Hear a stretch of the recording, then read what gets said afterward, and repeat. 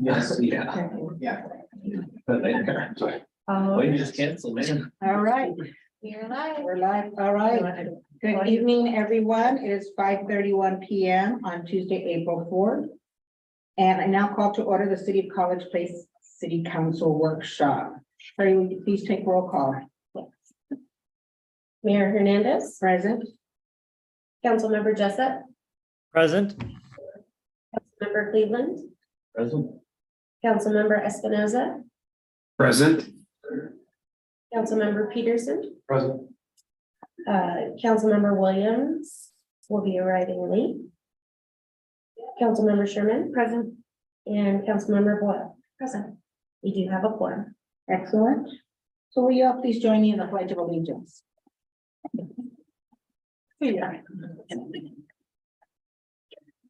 I pledge allegiance to the flag of the United States of America and to the republic for which it stands, one nation, under God, indivisible, with liberty and justice for all. Thank you. We have time for public comment. Sherry, did anyone submit a comment in advance time? I did not receive any comments. Okay, if there's anyone in attendance who would like to speak, please raise your hands. If you're on by phone, *9 or raise your hand. No one. All right, then we're just gonna keep moving on to our workshop topics. We have 3 items tonight. No action will be taken. So first, I will be presenting the state of the city.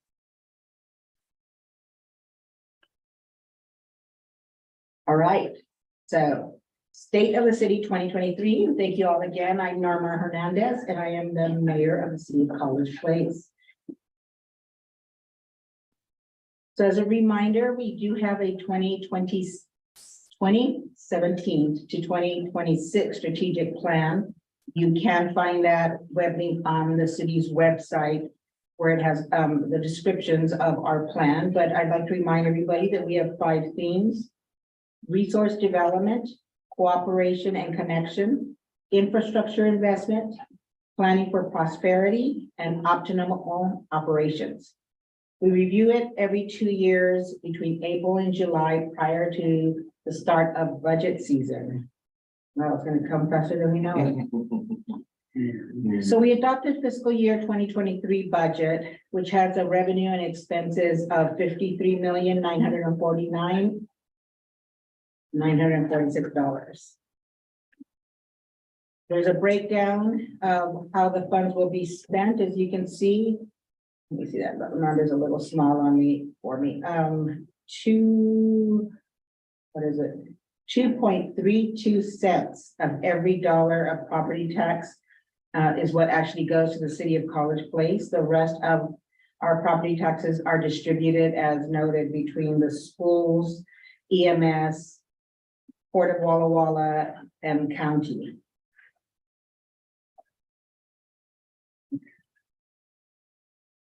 So the key city service statistics for 2021-2022.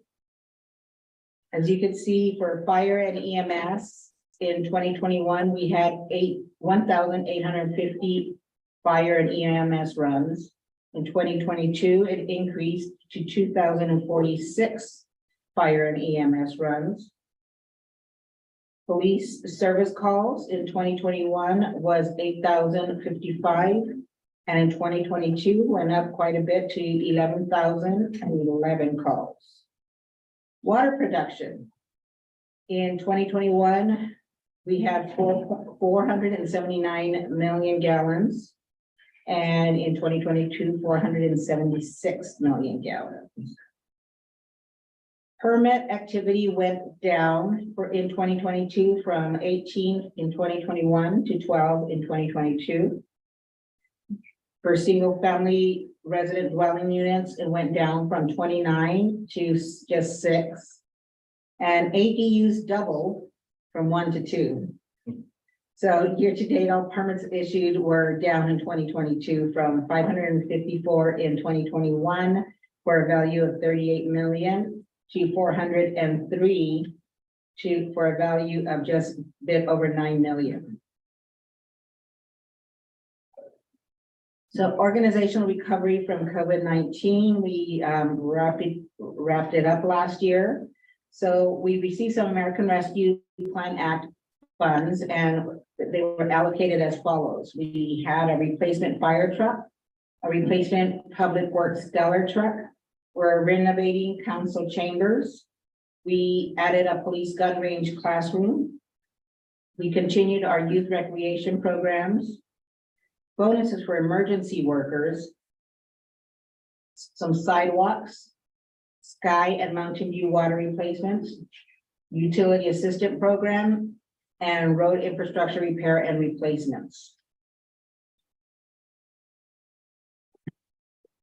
So for 2022, our resource development, we had incentives that we added for developers. We have and businesses. So we have a downtown catalyst incentive, economic development infrastructure program, multifamily housing tax incentive, and we began the investigations of tax increment financing, also known as TIF.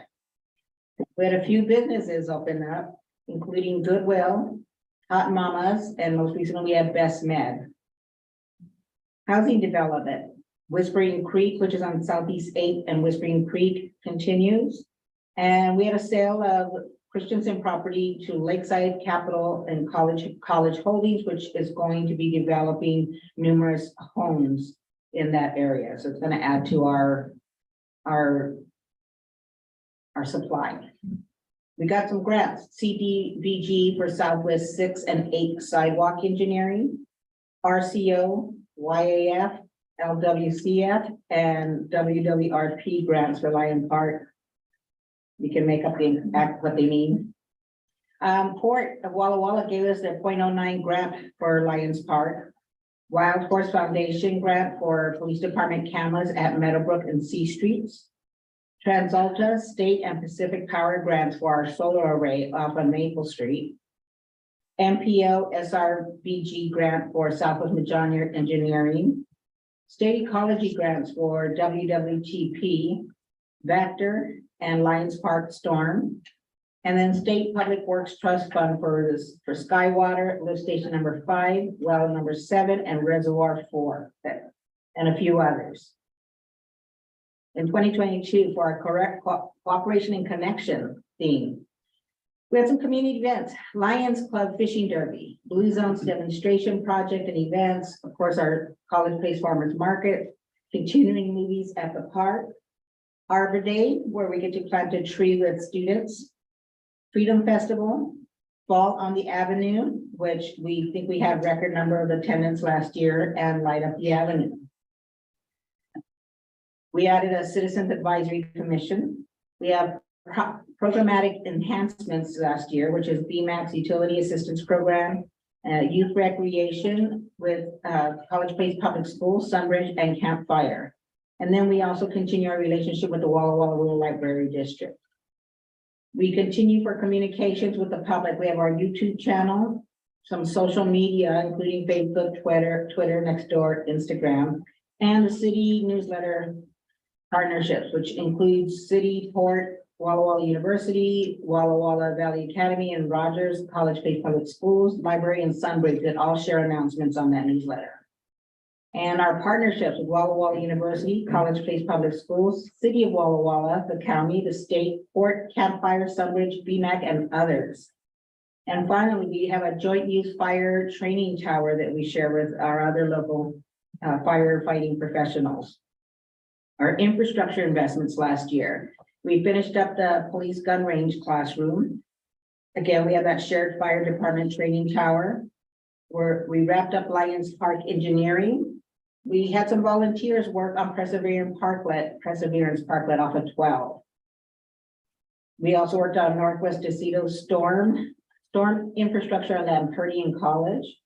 As far as streets, we added a 4-way stop sign to Whitman and Larch. We continued our chip seal, this time in the Napa edition. We finished our 4 bikes project around Fourth and Academy. And then neighborhood street lighting improvements around the large corridor to light that up because it was pretty dark in the evenings. And then lastly, our Southwest 6 and 8 sidewalk engineering. For wastewater, we wrapped up our Southwest sewer project and our wastewater treatment plant engineering.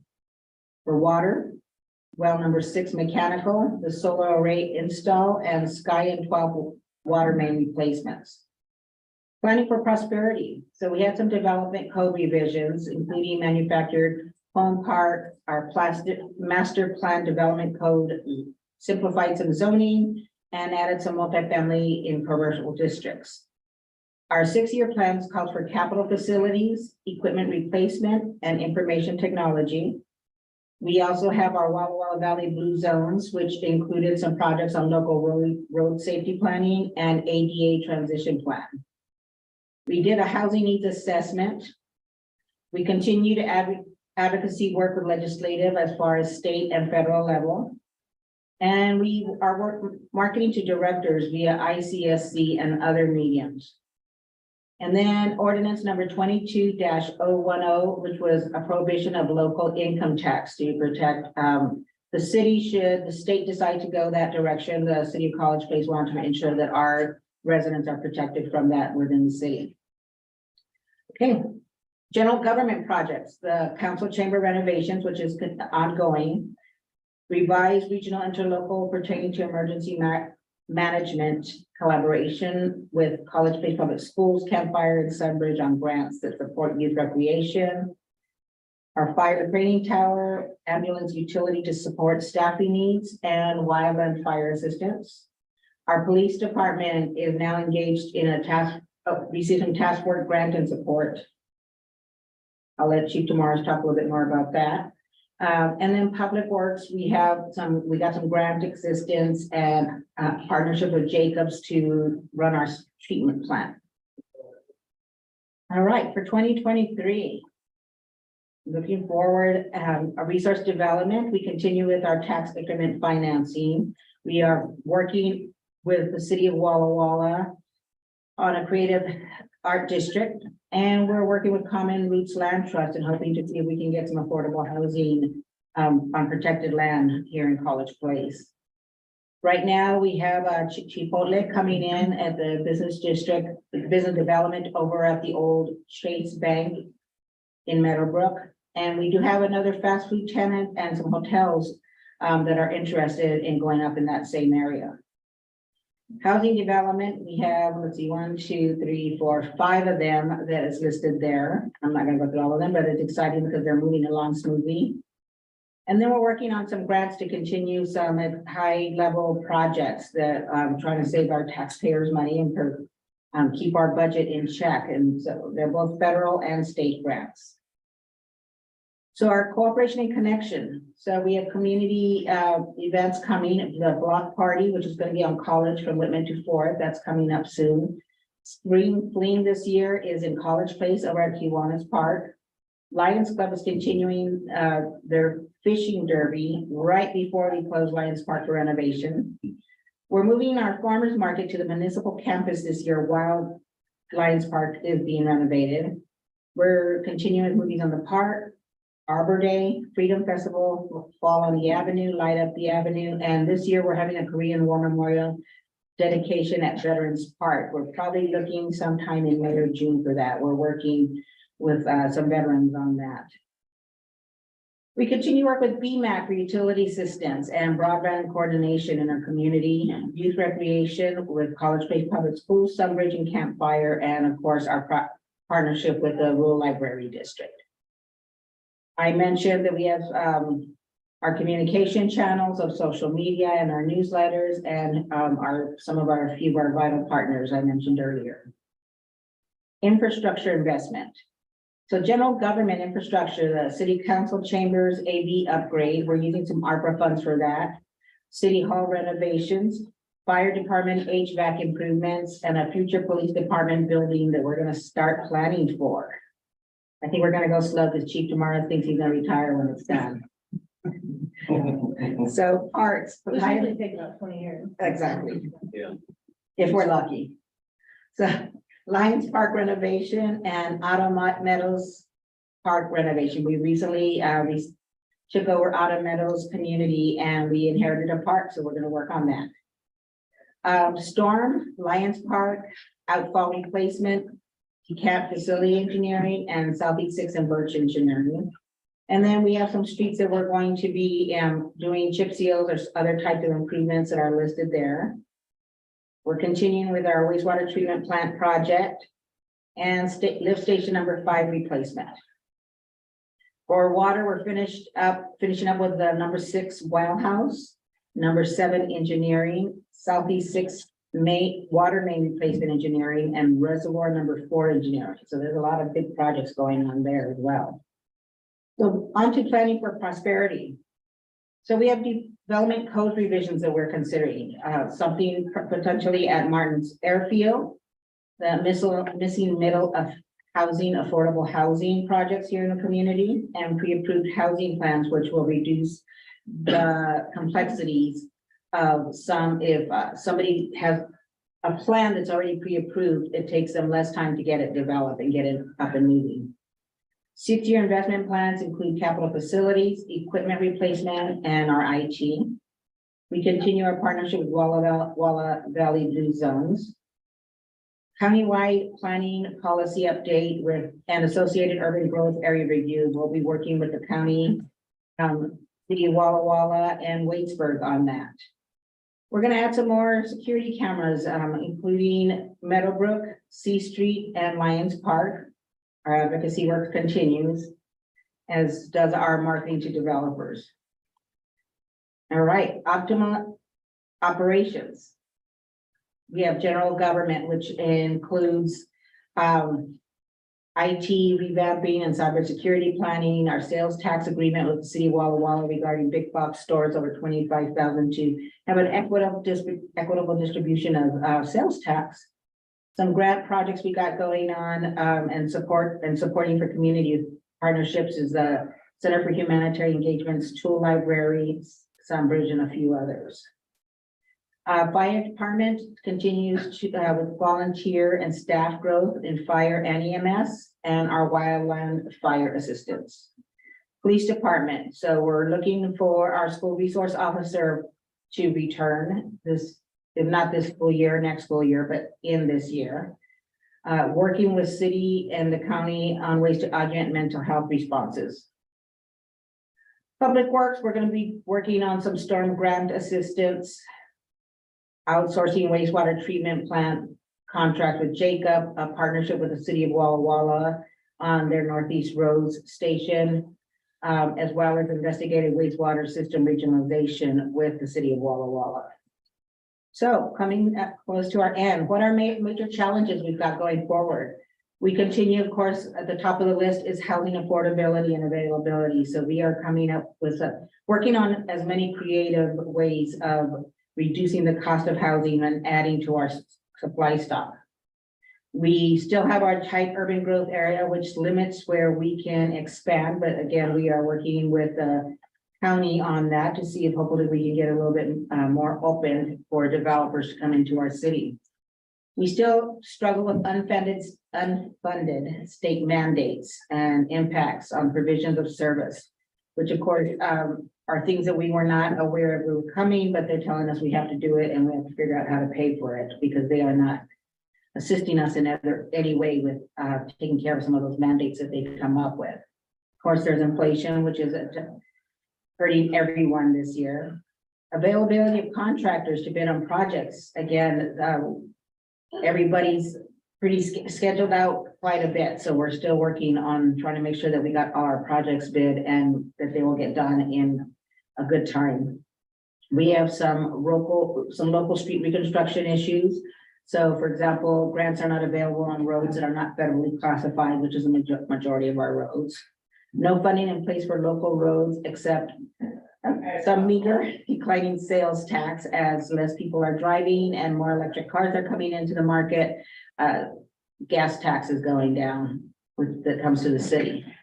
And then professionally compiled pavement management plan paints a stark picture if nothing is done in the coming years.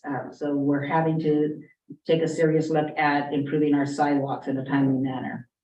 Our wastewater system, there's a very expensive federal and state mandates, both now and potentially down the road that we're looking at.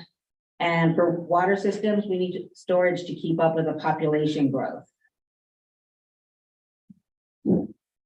Every one of those has a plan in place, and staff are working closely and working hard and working together with community projects as well as other city departments on getting that done.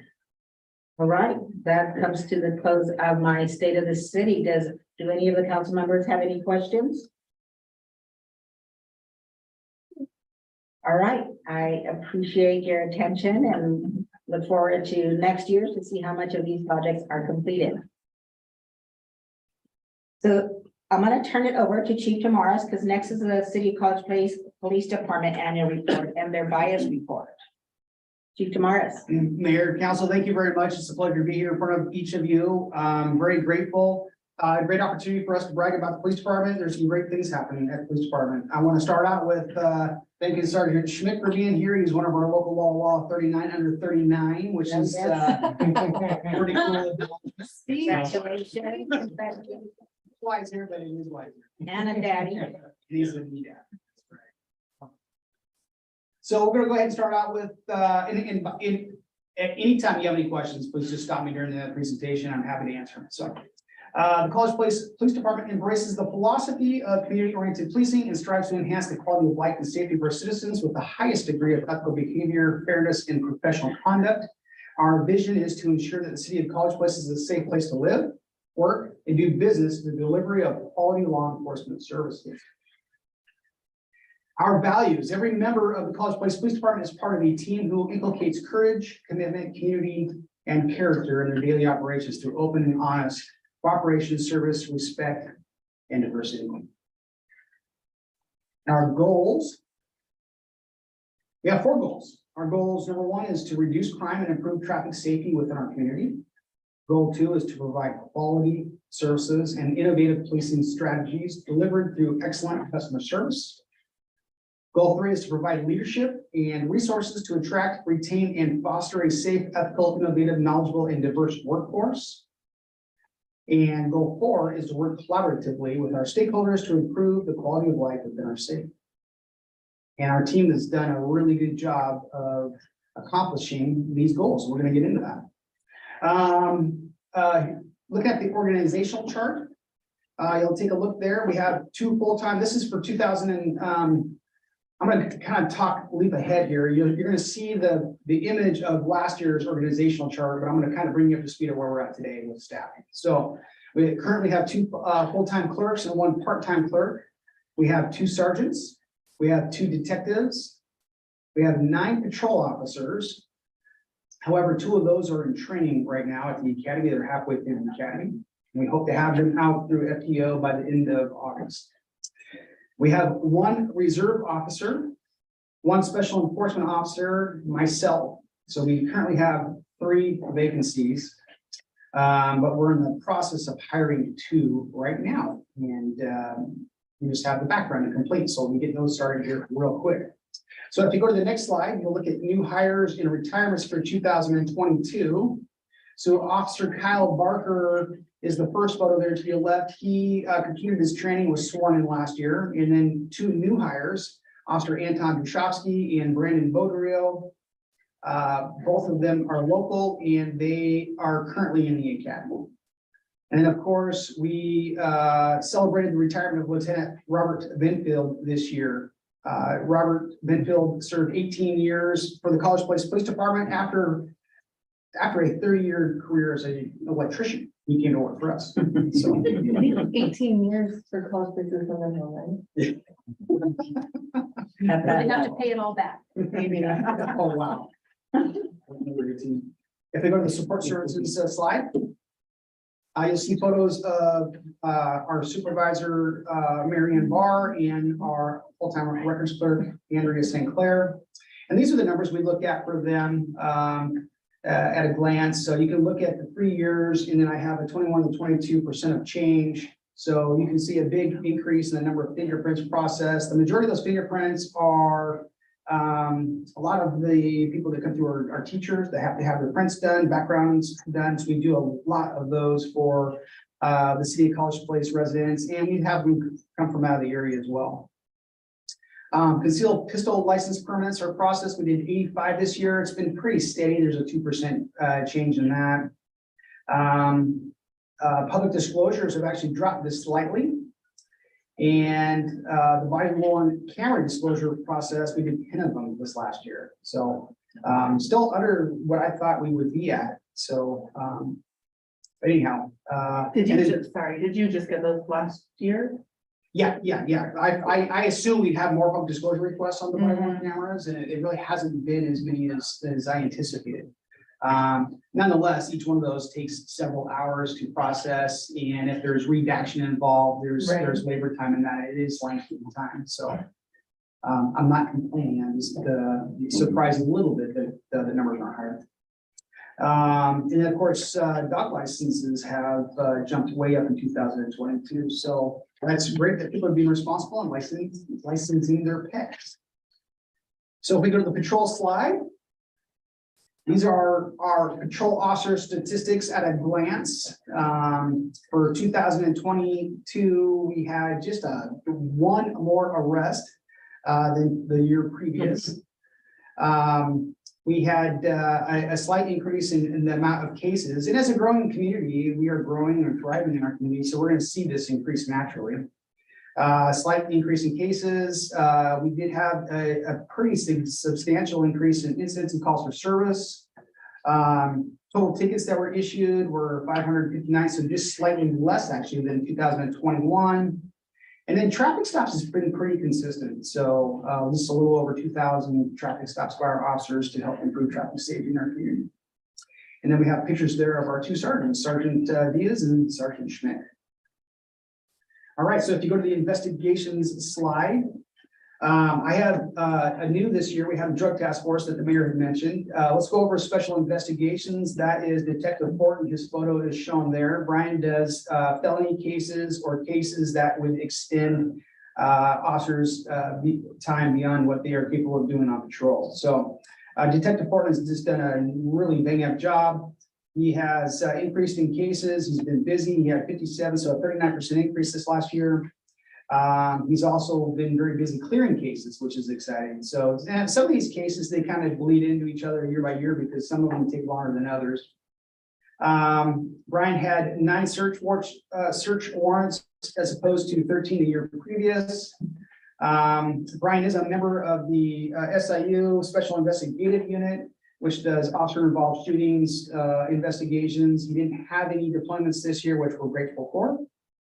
And agency assists, in addition to doing our own cases, other detectives in the area will often call on our detectives to assist them with investigations, either from out of town, or if another detective from Wawa Sheriff's Office or the PD needs additional resources, we go over and move on, because they certainly help us.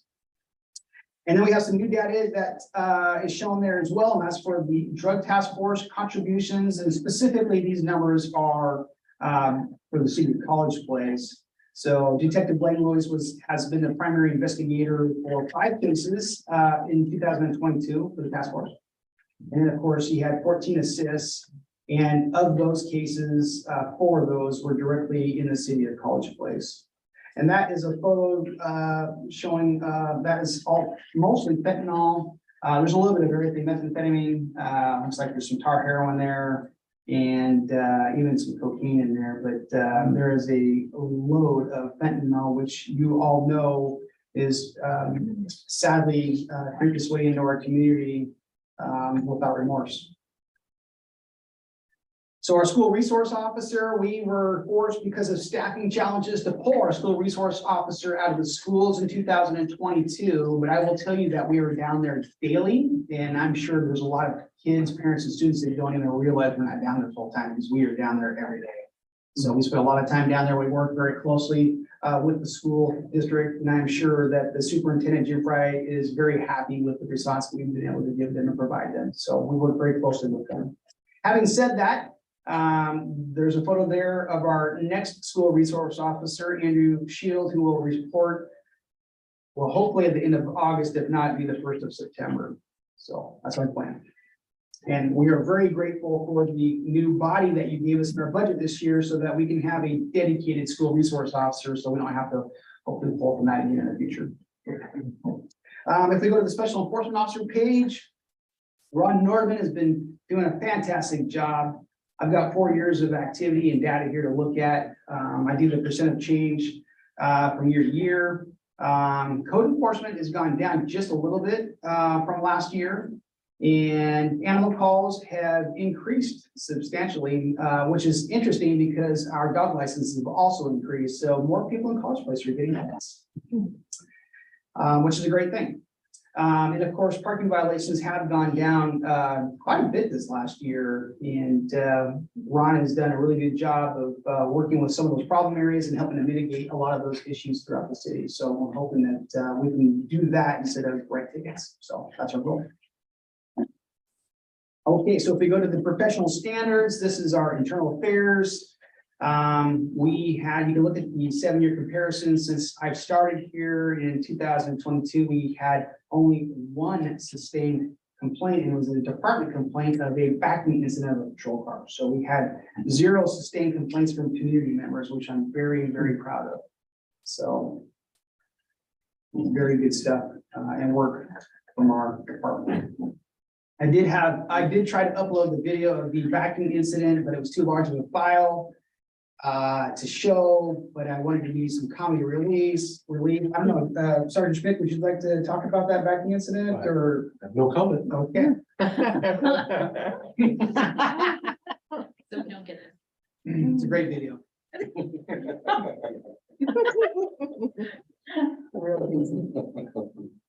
So if we're looking at the crime and traffic statistics, what I do is I have 3 years for comparison. I do an average, and then I'm looking closely at the year-to-year comparisons to see if we have any trends and things that are happening. We did see an increase in burglaries, and burglaries are when people are entering a home or a property, which is a little bit alarming, and then thefts are also up quite a bit from last year. So those are some trends that we're keeping a close eye on. So thefts will include a multitude of theft of property, and then I also have it broken down by shoplifting down below, which has also increased. So thefts and burglaries are up, so we're keeping an eye on that. We're happy to see that collisions have gone down. I think that we've done a great job with some traffic enforcement to help with that. We're really trying to use technology to our advantage and monitor and also see where the problem areas are.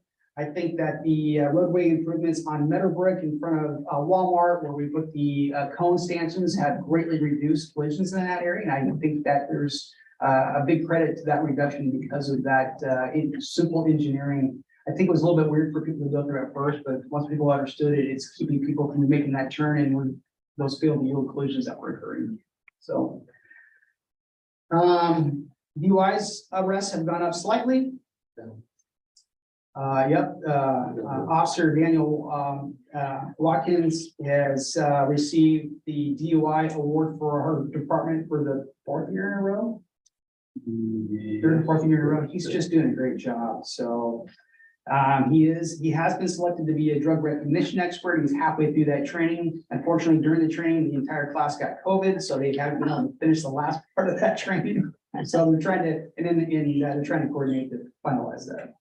So you'll see a big change in narcotics arrests because of the Blake decision. So the officer's ability to arrest for simple possession has been taken away from the officers. So you'll see in 2020, we had 37 misdemeanor drug arrests. And then this last year we had 1. I understand there's a good chance that a lot of that will be reverted back this next session. We're hoping something will change with that so that we can provide some type of enforcement to help with healing in that area. Traffic stops are been pretty consistent over the last few years, just a little over 2,000. Our warrant apprehension is 352. which is a slight increase, which is exciting, but I gotta tell you that we have over 400 outstanding warrants in the city of College Place. And most of them are being recycled. So the problem is we'll arrest someone for a misdemeanor warrant. We take them to jail. They either bail out and get a court date and then fail to appear for that court date. Or that's typically what happens, or they get arraigned and the courts give them a new court date and then they don't show up for the court date. So these warrants just keep getting recycled over and over and over again. So we're arresting the same individuals over and over and over again. So we would like to see some change in that. Yeah. Motor vehicle thefts have gone down a little bit. So, excuse me, they have gone down quite a bit actually, which is interesting because statewide they've gone up 700%. So we're happy to see that they are down in College Place. Vehicle crowds have also gone down, which is very good. And of course, we talked about shoplifting. There's an increase in that. Domestic violence has increased slightly from last year. We were on a downward trend, trending down quite a bit over the last few years, which is very good news. Just had a slight increase in that this last year. So we'll continue to monitor that. And then other assaults are down as well, which is a good thing. I also threw in the pursuit slide, and I think it's important because there's been a lot of conversations surrounding pursuits with the change in laws just really quick, following the 2021 passage of the House Bill 1054, which is RCW 10-116060, pursuits have increased within our community and across the state of Washington. Under the current law, officers must terminate any eluding unless the suspect has committed a violent offense or was suspected of impaired driving.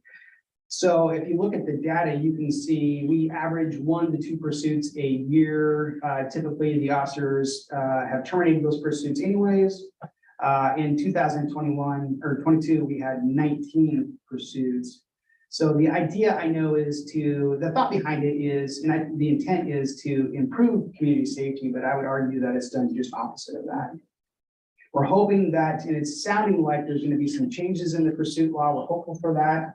But I wanted to provide you this data to show you what's happening in our community. So it's it's empowering the criminals because they know that they just don't have to stop.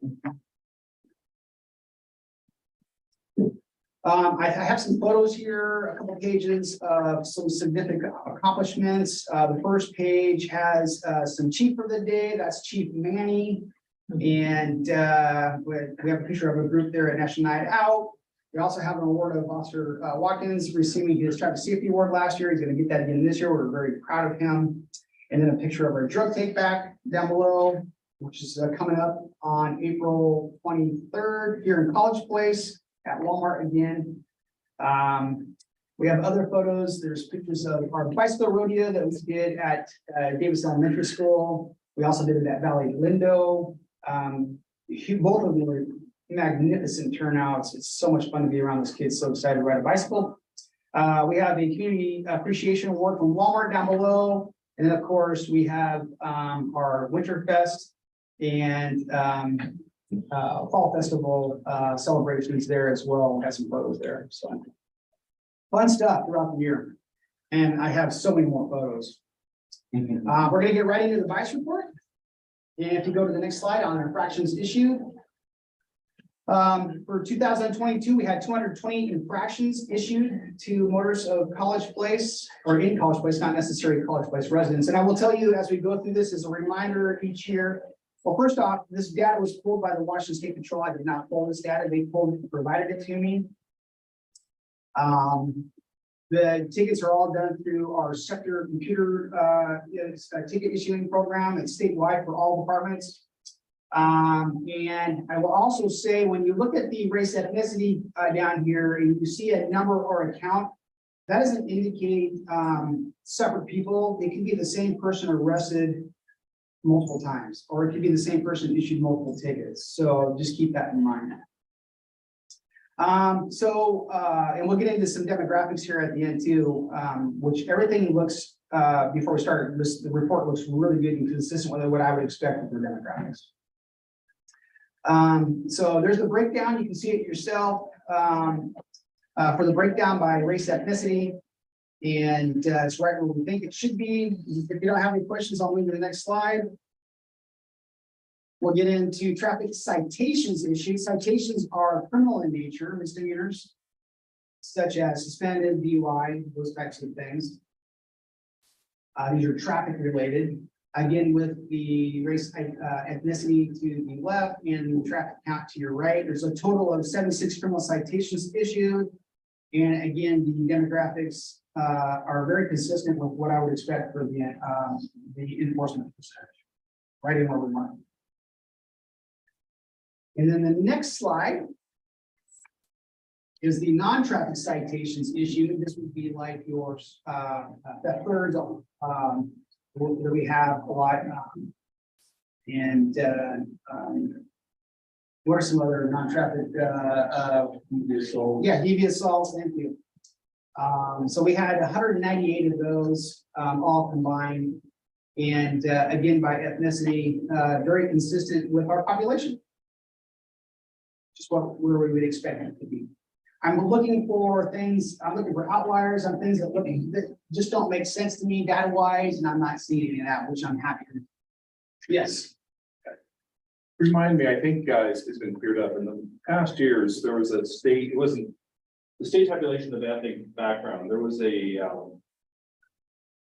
Hispanic, and that has been cleared up by the state since. I think I've answered this question. Yeah, no, it's a great question to ask. So what you're referring to is Hispanics is ethnicity, so they were always categorized under white. Okay. So now we were able to break that out and code those separately. So now we know specifically if it is Hispanic or Asian. Right. So, Thank you. yep.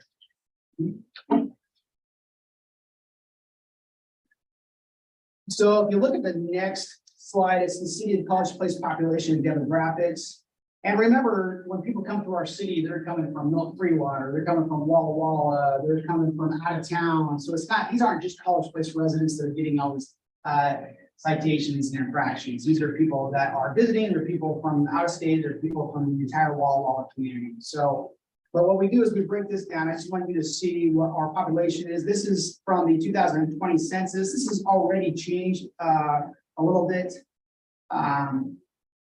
But I know that when the census was conducted, it was conducted when, because of the lockdown, a lot of people were out of town, the students were in town. So I know that this probably isn't the best representation of what our demographics are at this time, but I think it's pretty close.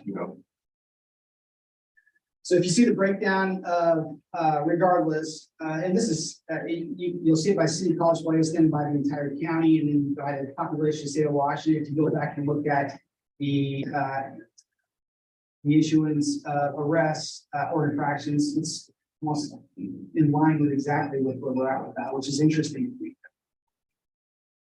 And if you look at the next traffic data page, it talks about we have 32 miles of roadways within a 3-mile square area of the city. Annual vehicle miles reported on the state routes in Walla Walla County, and for 2018, we're 72 total miles, and then miles driven was 282,000, which I think is fascinating.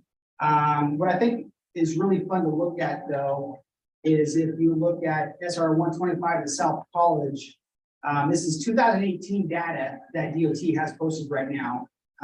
But that's 16,000 cars a day that go through that intersection. It's a significant amount of cars. Where? South College at 125. Wow. Yeah, so my guess is that's closer to 18,000 by now. This is older data. And with the area that's grown so much, but it gives you an idea how many cars are traveling through our community. It's pretty significant. So, I get all that from the Department of Transportation and the traffic data at Geoport. So, and with that, do you guys have any questions? Councilmember Peterson. You know, with shoplifting, it's interesting. I think we've observed anecdotally with Walmart. Let me just with the closure of Kmart, Shopko, and maybe some of these other stores, and it's been a while now, you know, but you see the increase in volume down there sometimes. And I'm What kind of impact is that having on your department? I have a follow-up question. Yeah, that's a great question. And yes, we are, we are a very good partner with Walmart. They have taken a lot of steps to improve shoplifting. They have that loss prevention team down there who does a great job.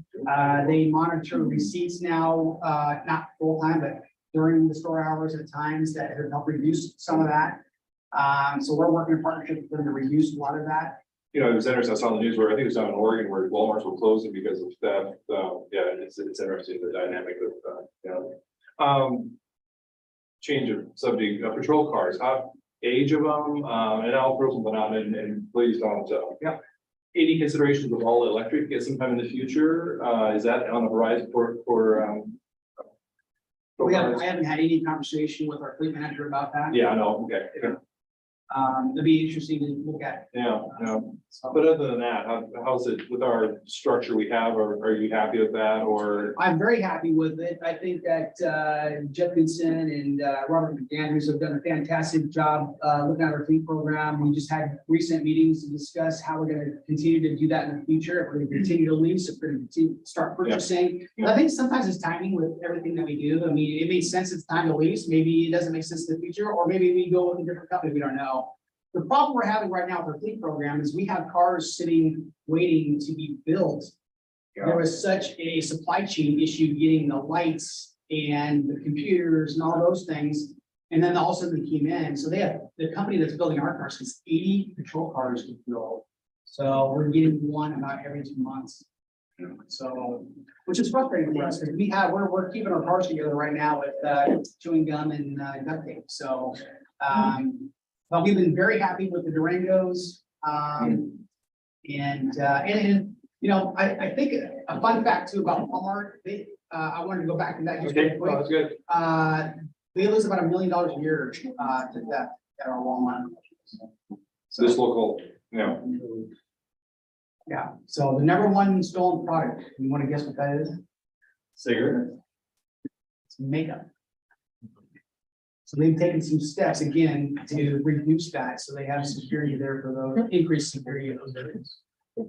So, sorry, is there anything you want to comment about either of those things, the cars or Walmart? Actually, well, yeah, the electrical thing, the Spokane Police Department actually did a research study of using Tesla specifically. And they did a pretty extensive thing. It was actually a national report they put out because it was kind of a big study. People wanted to find out using that model specifically, they did not find that it was feasible for the constant city driving. And depending on your fleet services, you don't have the opportunity to sit them for several hours a day to charge. That's the only downside. Whereas we go here, pump up gas, we're going all day kind of a thing. Yeah. The concerns with that, and they also said the makeup of the vehicles, that was Tesla specific, and so obviously more electric models will be coming in the future, but just the makeup of the vehicles were not fit exactly for the law enforcement. It was interesting, I read an article, I understand, but an article when a patrol car is not moving and sitting, traffic radar, whatever you want to call it. Yeah, the savings in gas and whatnot, and not actually moving, but you guys are moving, and I was just kind of Our curious. new cars do have the idle stop. yeah. Oh, that's right. That's right. In our city, it's harder because we don't have as many stoplights and there's a lot of stop and going, so. But Thank you. Councilmember Jessup would like to speak. Councilmember Jessup? Thank you, Mayor. Chief, thanks. I'm sorry I'm not able to be there in person to say hello and thank you to you. I have a quick question about some of your data and what goes into it. Does any of the school systems incidences go into that overall data that you showed us tonight? So the school resource officer collects data when they're down there. You'll notice for 2022, we didn't have that data to contribute. We do have cases associated with reports at the school. I didn't include that because it's not school resource officer specific. But we do, we record those as assaults and different things, or whatever the reason is we're there. Does that answer your question? Yes, very much. Thank you. Councilmember Sherman? I have a question on the demographics, and I know we've had this conversation in prior years, but how is it determined what nationality a person is? Is that I know that's not a question asked, and it's something on their license, and it's just officer judgment. That's a great call. It is officer's judgment. We're not allowed to ask. Right. So we make an assumption based off of the photo identification or our personal contact with that individual. And is there, this is a weird question, there's not a way to like, well, I guess it's body camera now, but like, there's not a way to audit that. I guess there is one way to audit that if I was to run driver's checks and look at their DOL photos to confirm if. Sure. So I'm if not saying that it's realistic, I'm just saying like, that's not a, And we've done that. We have done audits on that. We did some training and education on that. Because if you remember, when I first started doing this, we had a lot of unknowns. yeah, Because officers like, well, I think that's what started these I said, no, you're a trained individual. You're, trained observer. You're gonna make a determination what their ethnicity is. And we did do some follow-up with some of that. Okay. I didn't do any of that this year, but I have done that in the past to confirm and just to reaffirm that that's occurring, and that the guys have done a great job. thank you. You know, to your point, if you were to lay the population demographics for the city, the county, and whatnot, if you were to lay that, and from what I could see, Mhm. over the citations issued, et cetera, it mirrors it. It's And amazing. so the message, of course, is that no one is being singled out, that this is reflective of the community.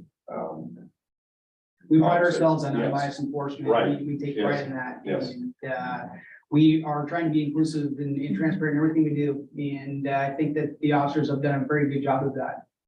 I have a question too.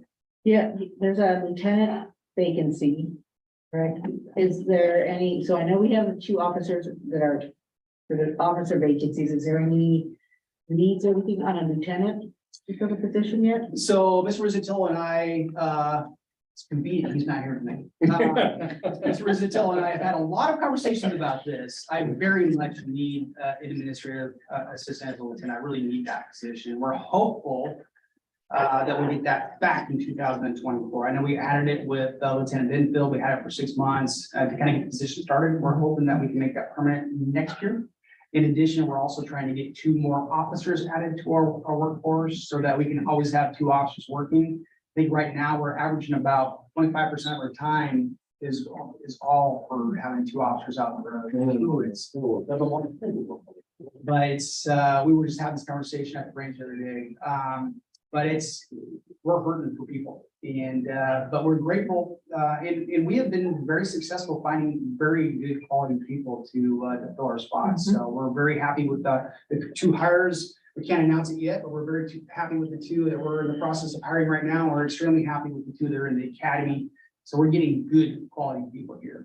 But I am trying everything I can to recruit some additional ethnicity diversity, and specifically, I would love to hire female. So please recruit for me. I would appreciate it. But next year, if we can add 2 more bodies, we should, for the most part, always have 2 officers working. And which is under that new House Bills I-940. That's one of the things that the state has requested, is that we have more than 1 officer working. We know through research that use of force has increased when officers are by themselves. They're challenged more often by people that we come into contact with. So it's just adds to the remarkable job that these officers are doing, because we just don't have very many of them. So good stuff. And it also says a lot about our community. Well, I would say the quality of the recruits speaks to your strong leadership. So thank you for that. I appreciate it. A great team. Any other questions or comments for Chief Tamaris?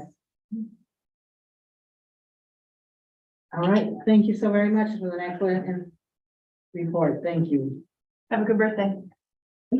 Oh, don't leave, but have a good birthday. All right, so last on our agenda is city standards update by Mr. McAndrews. Thank you, Mayor. Good evening, council.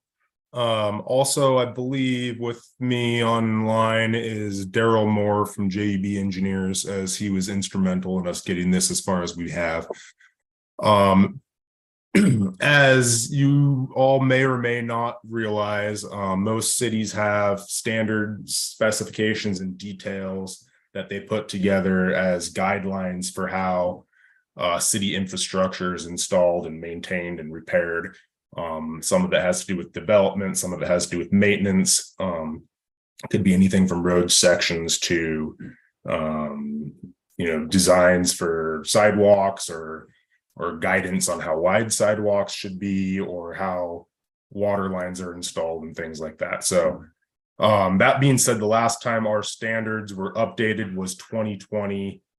City staff kind of about this time, well, in late 2021, started reviewing them and working on making some updates. And about this time last year, our engineering tech that was working on it left the city, moved out of state, and it kind of got tabled for a little bit. So somewhat recently, city staff picked it back up, engaged JEB engineers again, and kind of pushed this to where it is now.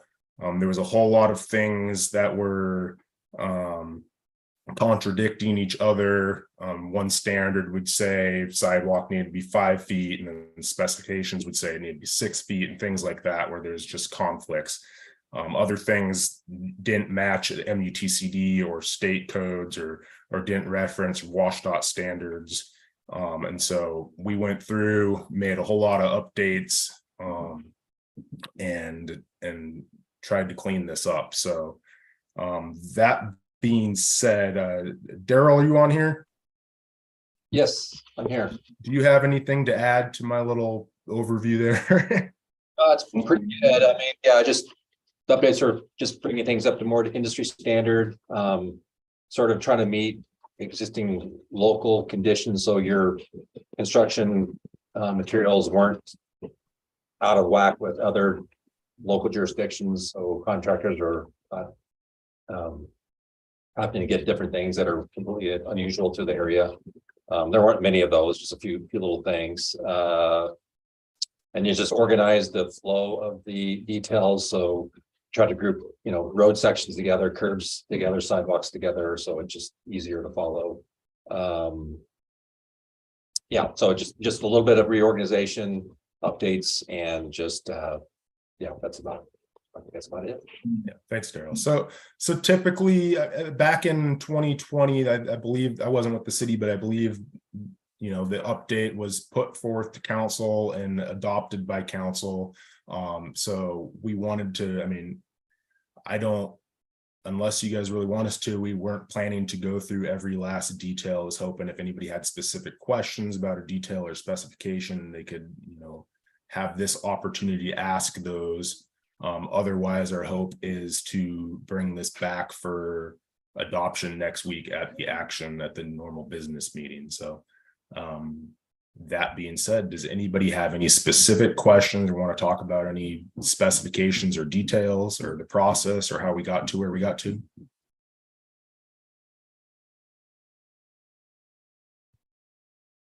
Robert, I would just say the streets look great today after that snowstorm. Thanks for your hard work. Yeah, not a problem. That was kind of a fluke snowstorm. That was a tough one. Followed by a warm day, huh? Yeah. Great job. Great job. Thank you. Well, if there's no questions, then we'll clean this up, kind of get it to a final draft and bring it back for adoption next week. So thank you. Right. No questions or comments? No.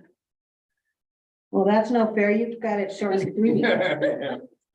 Do you have a red line version of either of this so that we can kind of see within the document like what was changed? Because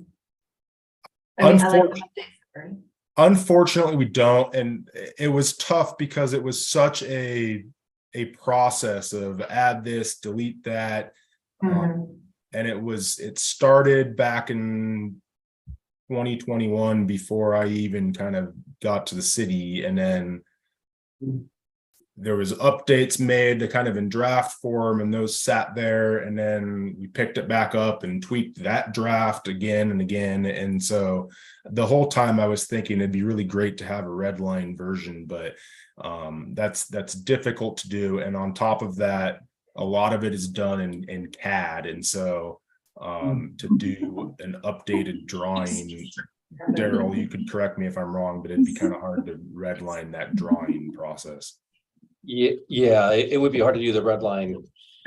And there is a sort of a summary. I mean, it's very, very short and condensed, but there's a summary of sort of the main changes to the details and specifications.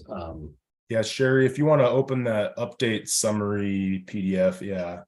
There's kind of a condensed list of the most significant, if you will, changes or updates.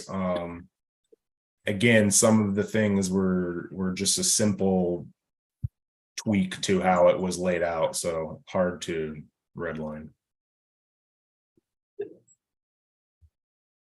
Thank you. Any other questions or comments? All right, Robert, looks like we're good. Thank you. Thank you. Thanks, Robert. All right, so we've made it to the end of our agenda. Is there any other business for good of the order tonight? All right. I will now conclude the workshop at 6:31 p.m. Thank you, everyone. 1 hour exactly.